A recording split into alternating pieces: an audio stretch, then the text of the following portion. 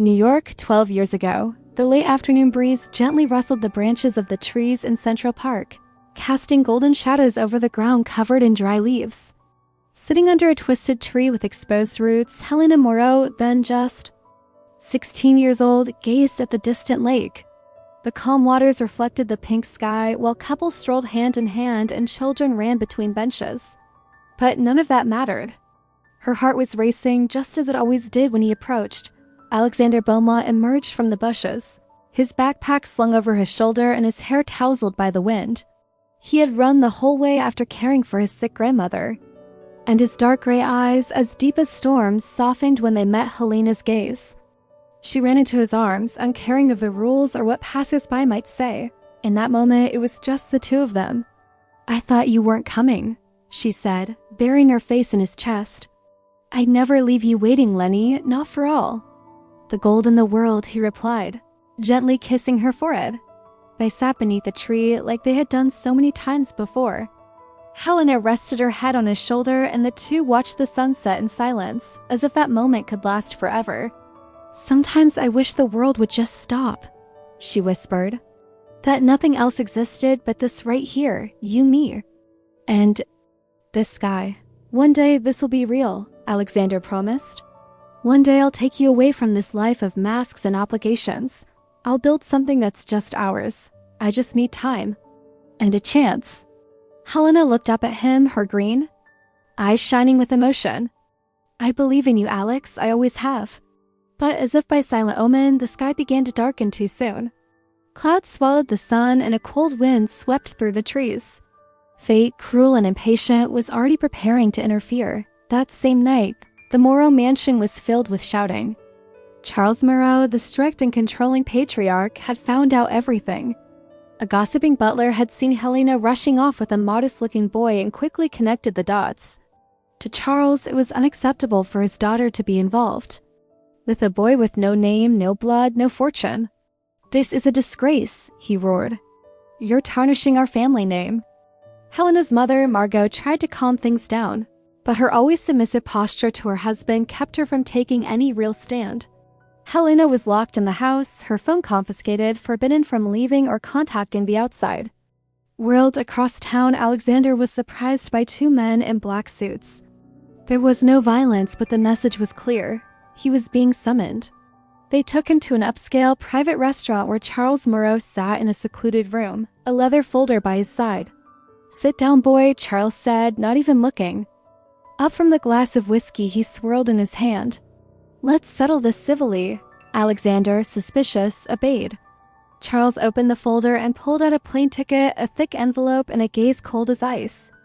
"This is a ticket to Sydney. You'll board tomorrow. And you'll disappear from my daughter's life forever. If you try to come back, I'll make sure to destroy you and your grandmother. Don't underestimate me." Alexander looked at the ticket, then at the envelope stuffed with cash. His throat went dry. Part of him wanted to scream, to say he wouldn't accept, that he loved Helena. But he knew what Charles was capable of. His grandmother was already sick, fragile, and a cruel retaliation could cost much more than his own broken heart. "You say, you love me?" Helena had asked weeks before upon learning of the risks of their relationship. "Then promise me that no matter what happens, you'll fight for me." And he had promised, with a kiss, with tears in his eyes. With his whole heart, that night Alexander packed his bags with his grandmother's silent help. She, a wise woman, didn't ask questions. She just stroked his face and said, "You're made of strength, Alex, and true love always finds its way back." Meanwhile, Helena wept in her locked bedroom, trying to escape through the windows, asking every servant if anyone had seen Alexander. No answers, no letter, no message. The next day, her mother entered the room with a serious expression and false sorrow. "He's gone, dear," she said, as if delivering ordinary news. "A coward, he left you and didn't even say goodbye." Helena felt the ground vanish beneath her. She screamed, cried, begged for it to be a lie, but no one listened. Her parents simply told her she would understand one day. As the plane took off for Australia, Alexander looked out the window, fists clenched and eyes burning. "I'll come back," he murmured, "even if it takes a lifetime. And I'll marry her, and no Moreau will stop me." It was the end of the beginning. Or perhaps the beginning of the true destiny that awaited them both. Whether love could survive time, distance, and lies. Only the future would tell. New York, 12 years later, the city was still vibrant, noisy, and unpredictable. But to Alexander Beaumont, everything felt different. He was no longer the 17-year-old boy with a broken heart. Now he was a grown man with a firm posture, piercing gaze, and scars time hadn't managed to erase. His tailored suit and the black Venetian masquerade mask covering part of his face drew attention as he walked through the lobby of the city's most luxurious hotel. He had returned, and he was ready. From the top floor of the building, Alexander watched the lights of Manhattan as if facing a battlefield. The promise he made 12 years ago still burned inside him. Helena, he still remembered the last time he saw her, her green eyes filled with tears, her soft voice begging him not to go, unaware that the goodbye had been forced. After being sent to Australia, Alexander endured the worst years of his life. He worked washing dishes, carrying boxes, until he earned a scholarship. Over time, his intelligence and determination led him to start his own tech company, which quickly became an empire. Now rich, influential, and invisible to the eyes of those who once humiliated him, he was back to settle the score with fate and win back the love that had been brutally torn from him. The first person he sought wasn't Helena, but Charles Moreau, the man who had destroyed his world. With the Moreau family now on the verge of bankruptcy, Alexander knew Charles's pride would be his greatest weakness. With his face hidden by the mask, he entered Charles's rundown office in an old commercial building. The once proud patriarch now looked like a broken man with deep dark circles under his eyes and an unlit cigar between his fingers. Still, he maintained his arrogance. "Who are you?" Charles asked, frowning at the imposing, masked figure. Alexander smiled behind the mask, but his voice was firm. "Someone with a proposal that could save your family from ruin." Charles straightened in his chair, trying to regain composure. "I'm listening. I want to marry your daughter, Helena. In exchange, I will pay off all of your family's debts. Every cent. No questions, no additional conditions. But there is one requirement. She must not know who I am until the day after the wedding." Charles widened his eyes, confused and suspicious. Still, the offer was too tempting. "This is ridiculous." "Why hide? The reasons are my own. But I can assure you she will be treated with respect, dignity, and receive everything she deserves." Alexander leaned in slightly, locking eyes with Charles. "You can refuse, of course. But I don't believe you have another option." Charles seemed shaken but didn't show it. After long seconds of silence, he nodded. "Very well. But if my daughter suffers any humiliation—" "She won't, that I promise." Meanwhile, across town, Helena worked quietly in a flower shop. The Moreau name still carried weight, but financial scandals had destroyed its image. To maintain some dignity, Helena gave up the fortune and had lived modestly ever since. She was still beautiful with her long light brown hair and the same green eyes that took Alexander's breath away in his memories. But something had changed, a constant look of sadness. Like someone haunted by the past, Helena never knew the truth about Alexander's departure. She never stopped loving him, but she learned to live without him. Or at least she pretended well. When her father came to say he had found a suitor willing to save them from bankruptcy in exchange for an arranged marriage, she felt like she was living a nightmare. "I will not marry a stranger," she exclaimed, outraged. Charles, more bitter than ever, replied, "You owe this to your family. Or would you rather see us on the streets?" The weight of responsibility fell on her like a hurricane. And then the doubt, who was this man willing to marry a woman he had never seen just to pay off debts? What was his real intention?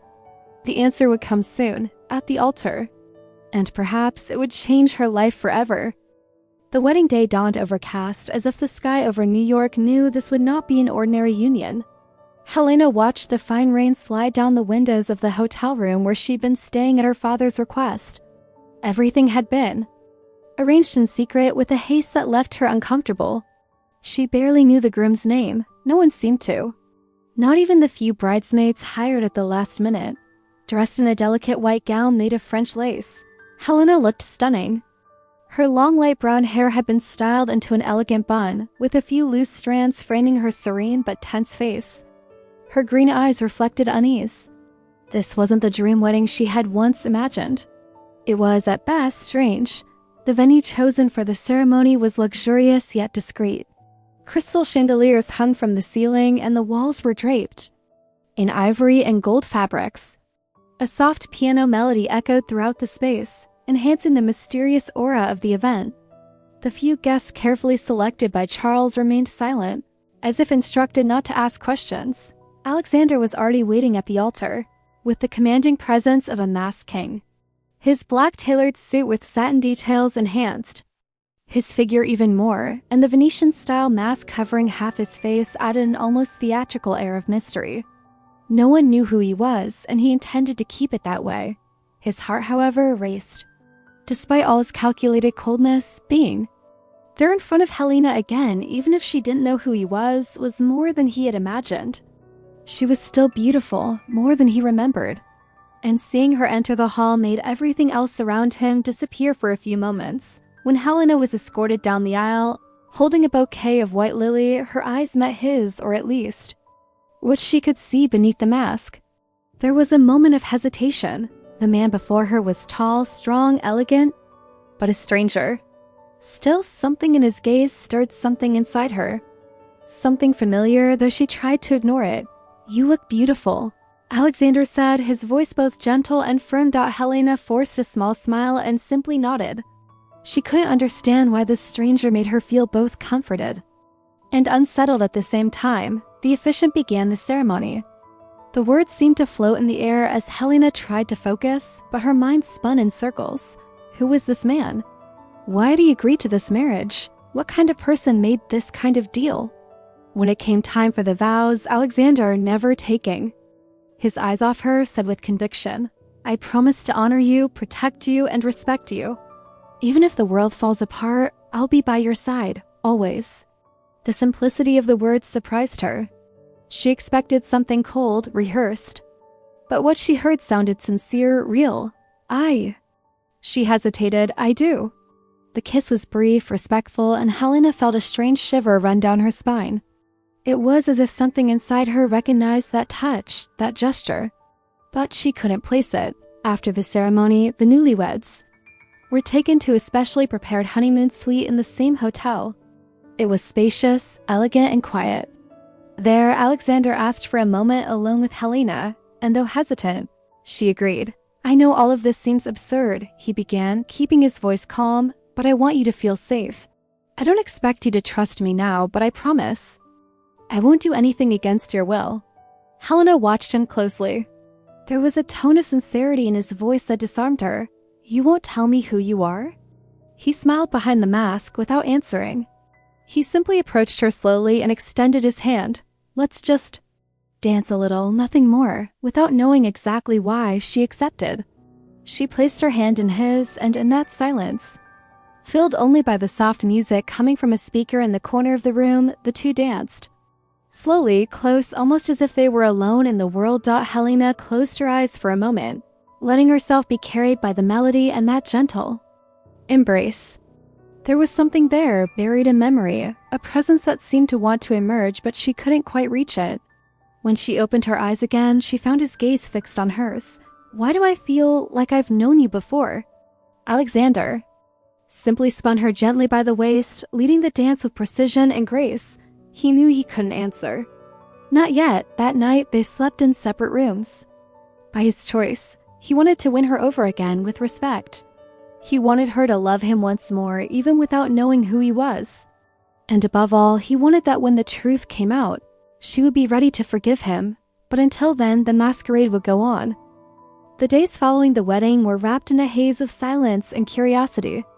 Helena tried to adjust to her new reality alongside a man who, although a stranger, stirred conflicting emotions in her, discomfort and, at the same time, an inexplicable sense of familiarity. The apartment they had moved into was spacious, with windows overlooking Central Park and a sober, sophisticated decor.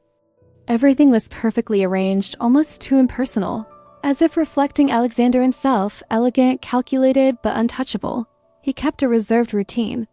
He left early, returned late, and when they were together, he was always kind and courteous, yet maintained the emotional distance of a man who hid much more than he let on. He never took off the mask, not even at home. He said it was a personal vow, something symbolic, and that one day she would understand. Helena respected it, but her unease only grew.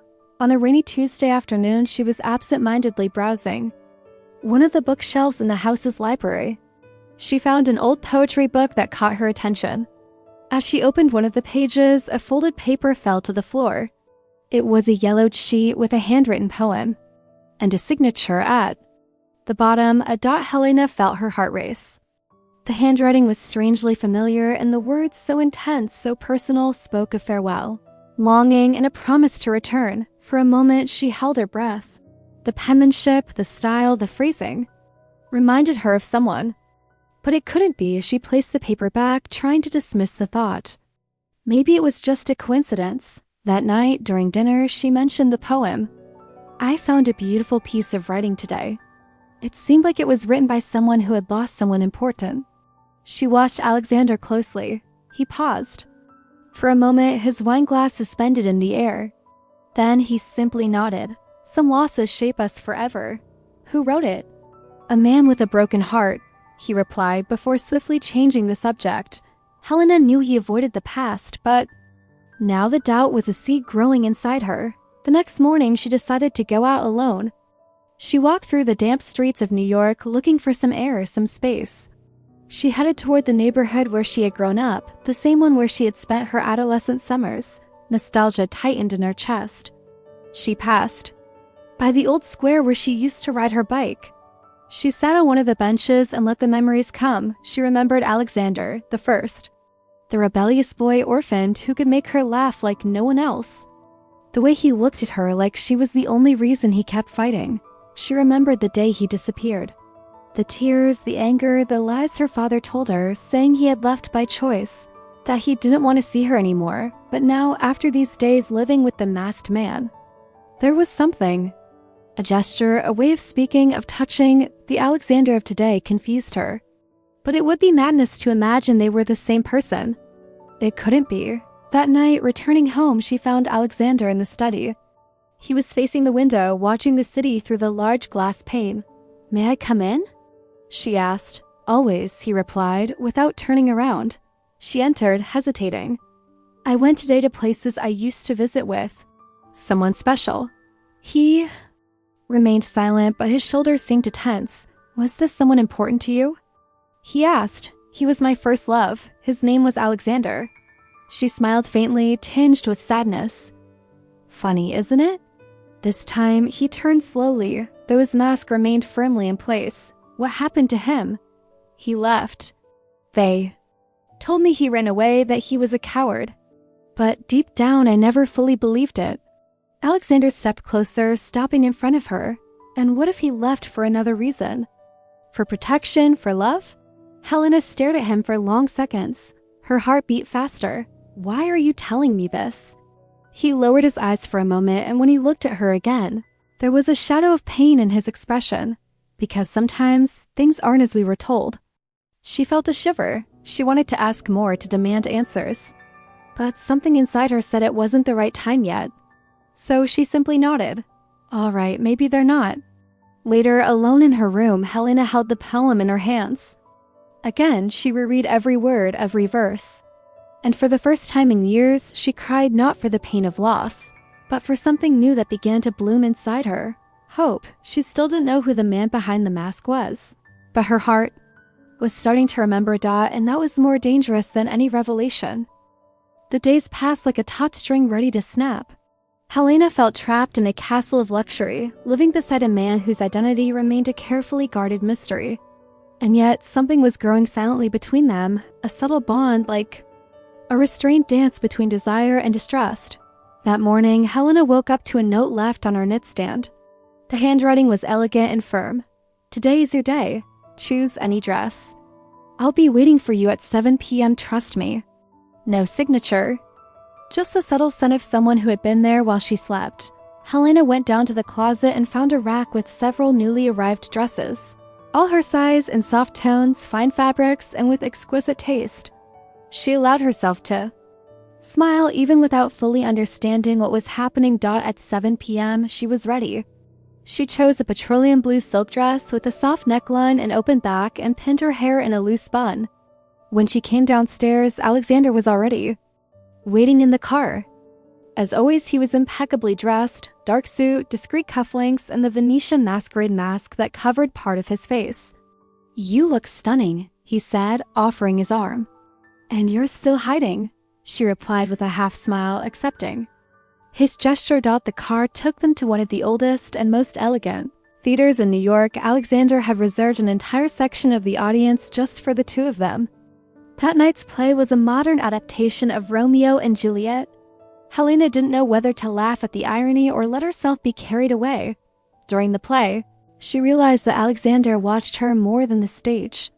At certain moments, his gaze seemed to beg her to see something, an invisible truth, hidden behind words and gestures. When the performance ended, he led her to the empty stage. Helena looked around, confused. "Why are we here?" Alexander pulled a small, worn notebook from his pocket. He handed it to her. "Read." The notebook contained poems. Intense, passionate verses, full of longing and promises. Some were copies of notes Alexander had given her during their teenage years, which she had secretly kept for years. Others were new, but the style, the emotion, the essence were unmistakable. She lifted her eyes, her heart racing. "Where did you get this?" "They're mine," he replied simply. Helena felt the ground shift beneath her feet. "Who are you?" Alexander stepped back as if the answer had the power to destroy them. Still, he didn't say it. "Not yet. I need you to see with your heart, not your eyes." "It's not time yet, Helena." She closed the notebook with trembling hands. She wanted to scream, demand, tear off that mask and end the doubt, but something inside her hesitated. "Why me?" "Because you were everything and still are." Her eyes filled with tears. He stepped closer, slowly, as if asking permission. He touched her face with his fingers as delicately as if she were made of glass. "I don't understand," she whispered. "You will. Soon." That night, Helena couldn't sleep.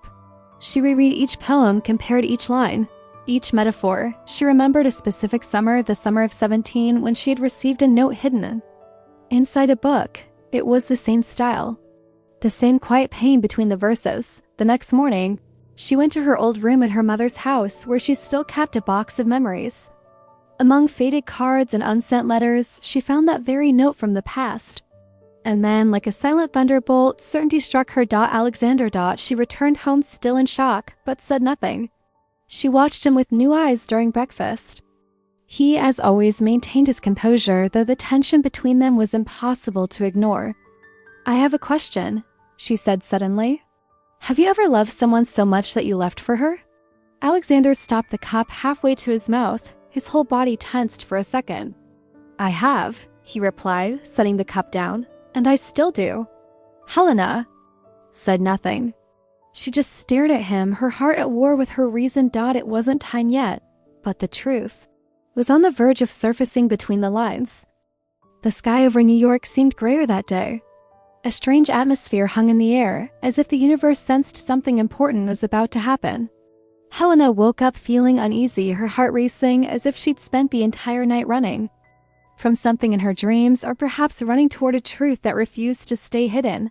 Alexander, as always, was at the table, sipping his coffee with restrained elegance. The silence between them was no longer uncomfortable, it was loaded with meaning, as if every gesture, every glance were part of a secret conversation. "Are we going out today?" he asked, not lifting his eyes from the cup. "That depends. She replied, crossing her arms. "Is today the day you finally tell me who you are?" Alexander set the cup down gently on the saucer. He took a deep breath. The time had come, yes, but not here. The car drove through busy streets until it arrived at a secluded park overlooking the Hudson River. It was the place where, 12 years ago, Alexander and Helena used to meet in secret, away from the watchful eyes of her parents. The memories felt alive, like silent ghosts walking alongside them. She recognized the place instantly, and her heart skipped a beat. "Why did you bring me here?"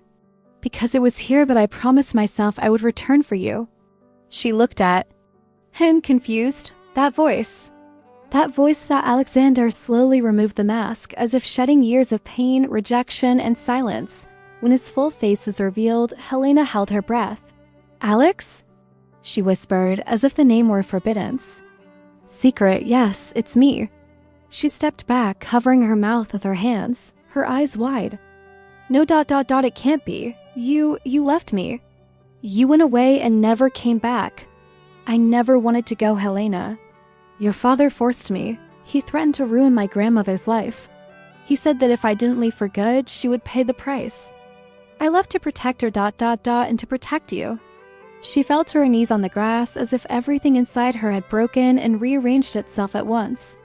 Alexander knelt beside her without touching her. "I spent years trying to find a way back, to have something to offer you. But you never left my mind, not for a second." Helena looked at him, tears streaming freely down her face. There was no more anger, only a storm of emotions crashing inside her chest. "Why didn't you tell me before?" "Because I had to be sure that you were still mine, not out of gratitude, not out of pity, but out of love." She then embraced him tightly, like someone who had just found a lost part of herself. Alexander held her gently, his face buried in her hair. The world around them seemed to stop. "I waited for you, all these years," she whispered. "And I searched for you in every dream, every victory, every silence," he replied. There in that park, in the very place where their love had been born, Helena and Alexander found each other again, no masks, no lies, only open hearts and free souls. Spring had finally arrived in New York, spreading its colors across the gardens of Alexander Beaumont's restored mansion near Central Park. It was the perfect setting for a new beginning, the one they had waited 12 long years for. The 8U was the perfect setting for a new beginning, the one they had setting for a new beginning, the one they had waited 12 long years for. The wedding of Helena and Alexander was both intimate and enchanting. None of the excessive grandeur of traditional high society weddings. Instead, white and lilac flowers hung from wooden arches lit by soft golden lights and gentle instrumental. Music filled the air. This time Alexander wore no mask. He was dressed in a perfectly tailored dark gray suit, but it was his gaze, free and full, that drew the most attention. He smiled with a lightness he hadn't carried in years. Beside him, Helena wore a delicate lace dress with long sleeves and a soft train. Her light brown hair fell in waves over her shoulders, and her green eyes sparkled with emotion. Helena walked alone toward the altar, her steps steady and her chin held high. She decided not to be accompanied by anyone. This was a moment of her own choice, her freedom, and her new beginning. Each step echoed a victory over the past. Alexander greeted her with a serene smile, and when their hands touched, the world seemed to pause for a moment. "You look beautiful," he whispered. "And you look exactly how I dreamed you would," she replied, her voice trembling. The vows were simple, sincere, and full of feeling. They spoke of forgiveness, of hope, of starting over. Alexander promised never to leave again, and Helena promised never to doubt again. When the kiss sealed their union before their close friends and few guests, the small crowd erupted in emotional applause. After the ceremony, the guests made their way to the garden where the reception awaited them with rustic wooden tables, adorned with wildflowers, hanging lights, and a band playing soft jazz. It was a magical setting, almost ethereal, as if reality had paused for a moment to celebrate love. Helena danced with Alexander under the stars, exchanging smiles and knowing glances. Everything was in perfect harmony. Or almost. On the other side of the garden, away from the crowd, a man watched in silence. Charles Moreau, dressed discreetly, his gray hair neatly combed and his hands clasped behind his back, observed the scene with unreadable eyes. No one had invited him. No. One knew he would be there, even after agreeing to the marriage out of interest. Charles had never imagined that the masked man was the same boy he had once driven out of their lives. Now, standing before the perfect wedding scene between his daughter and the man he had sworn to keep away, Charles felt something he couldn't name. Pride? Regret? Envy? His gaze remained fixed on the newlyweds until Helena saw him. For a brief second, father and daughter locked eyes across the distance. She made no gesture, didn't smile, didn't wave. But she didn't turn away either. It was a look full of history and warning. Alexander, sensing the tension in the air, asked, "Is everything all right?" "It is," Helena replied, turning back to him. For the first time, it really is. Charles Moreau disappeared into the crowd soon after, like a shadow from the past still resisting being erased. But Helena and Alexander danced until night fell, steadfast in their promise, surrounded by love, gratitude, and the certainty that they had won. And although the past still cast its shadow, they were now ready to face anything together. Leave a comment below and let us know what you loved most about this beautiful story. We'd love to hear your thoughts. If you believe in soulmates, did you know that you can discover yours through revealing drawings? This unique technique can transform the way you see your deepest connections. To learn more and uncover this fascinating mystery, click the link in the video description. Do you love heartwarming love stories that touch your soul? Then subscribe now to our channel, Timeless Love Stories. We post new videos every week, filled with romance, twists, and happy endings that will leave you inspired. Don't miss a single chapter of this magical journey. Click the subscribe button and turn on the notification bell to be alerted whenever a new video is released. Come experience these unforgettable stories with us.